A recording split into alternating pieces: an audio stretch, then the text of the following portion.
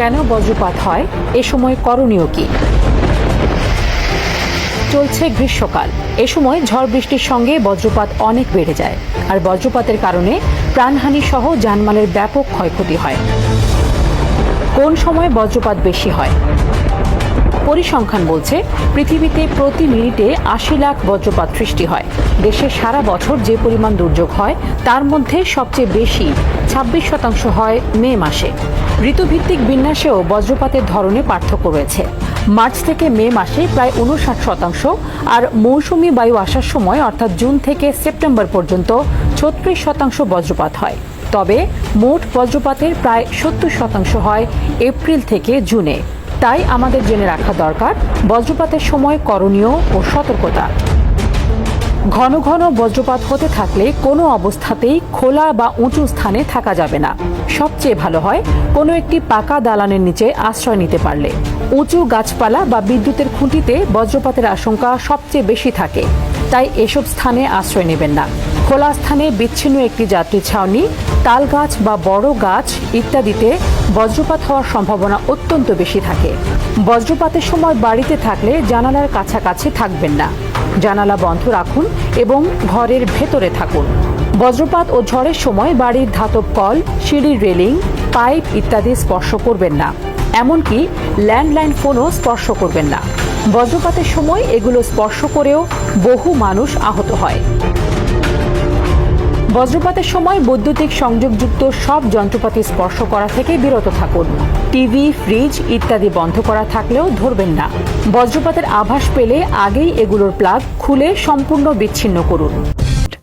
বজ্রপাতের সময় গাড়ির ভেতরে থাকলে সম্ভব হলে গাড়িটি নিয়ে কোনো কংক্রিটের ছাউনির নিচে আশ্রয় নিন।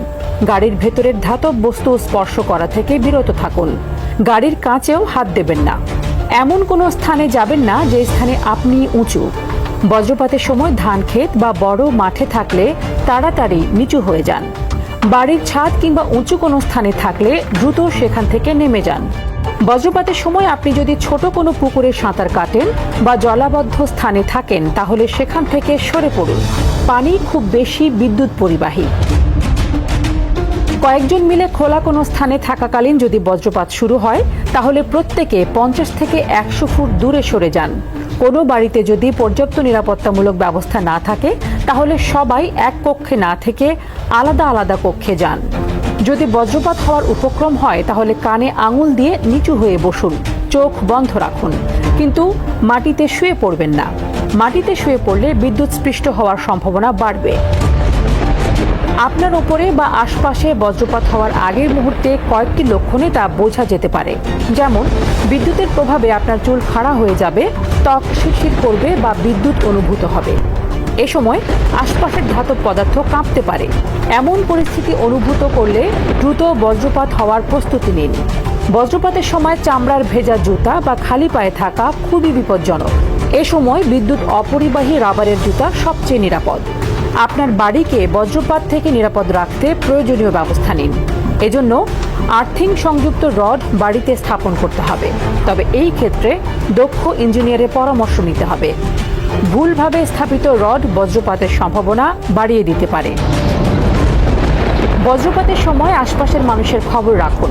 কেউ আহত হলে বৈদ্যুতিক শকে আহতদের মতো করেই চিকিৎসা করতে হবে। প্রয়োজনে দ্রুত চিকিৎসককে ডাকতে হবে বা হাসপাতালে নিতে হবে। একই সঙ্গে এ সময় বজ্রপাতে আহত ব্যক্তির শ্বাস প্রশ্বাস ও হৃদস্পন্দন ফিরিয়ে আনার জন্য চেষ্টা চালিয়ে যেতে হবে। এ বিষয়ে প্রাথমিক চিকিৎসায় প্রশিক্ষণ নিয়ে রাখুন।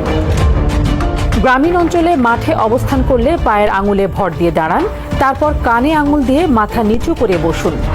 বজ্রপাতের সময় এভাবে নিজেকে নিরাপদ রাখার চেষ্টা অনেক কাল আগে থেকেই প্রচলিত।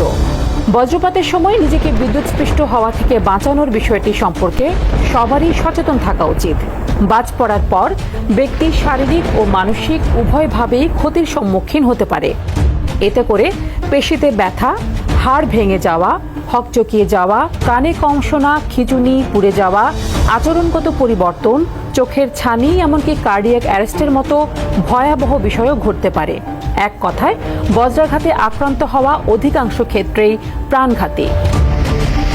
যে যেখানেই থাকুন না কেন আবহাওয়ার দিকে নজর রাখুন, যাতে করে সময় মোতাবেক সঠিক ব্যবস্থা নেওয়া আপনার জন্য সহজ হয়।